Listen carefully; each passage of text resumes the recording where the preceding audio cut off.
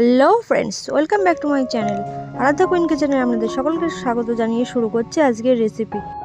আজ আমি আপনাদের সাথে শেয়ার করলাম সুজির ঝরঝরে হালুয়া।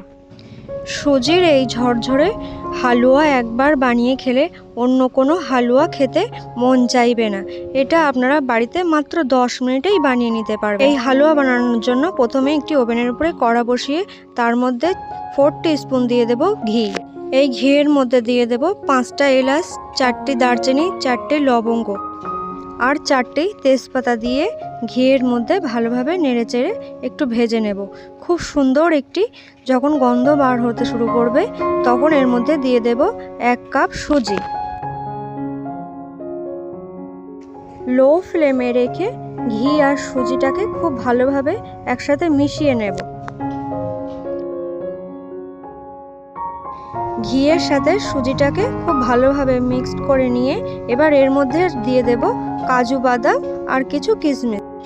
এবার লো ফ্লেমে রেখে 3 থেকে 4 মিনিট খুব সুন্দর করে অনবরত নেড়ে ভেজে নিতে হবে।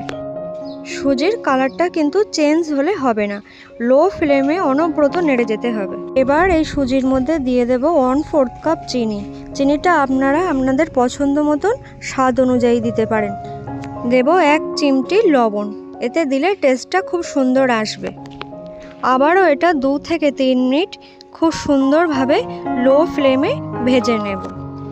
সুজিটা ভাজা হয়ে গেলে এবার লিকুইড দুধ দিয়ে দেব 1 কাপ। এবার গ্যাসের ফ্লেমটাকে মিডিয়ামে রেখে খুব ভালোভাবে মিশ্রণটিকে শুকনো করে নিতে হবে। গ্যাসের ফ্লেমটা মিডিয়ামে রেখে অনবরত নেড়ে চেড়ে যেতে হবে, না হলে কিন্তু তলা লেগে যেতে পারে। সুজিটা যখন একটু শুকনো হয়ে আসবে তখন আমি ঢেকে দিয়ে লো ফ্লেমে 2 মিনিট রেখে দেব।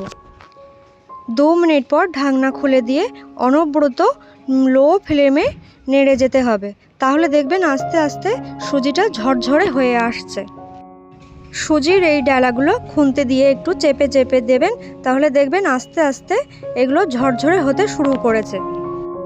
তো বন্ধুরা, আপনারা দেখতেই পাচ্ছেন এগুলো কিন্তু লো ফ্লেমে রেখে আমি অনবরত নাড়তে নাড়তে কিন্তু এই সুজিগুলো ঝরঝরে হয়ে এসেছে। দেখুন বন্ধুরা কতটা সুন্দর হয়েছে আর কতটা ঝরঝরে হয়েছে। এবার আমি এই সুজিগুলো একটি প্লেটে রেখে গরম গরম সার্ভ করে দেব। সুজির এই হালুয়া কিন্তু খেতে খুবই অসাধারণ লাগে। আপনারা 10 মিনিটেই কিন্তু এটি তৈরি করতে পারবেন। তো বন্ধুরা, আমার এই রেসিপিটি কেমন লাগলো অবশ্যই কমেন্ট করে জানাবেন। ভালো লাগলে লাইক শেয়ার করতে ভুলবেন না। আমার এই রেসিপিটি দেখার জন্য অনেক অনেক ধন্যবাদ। নমস্কার বন্ধুরা।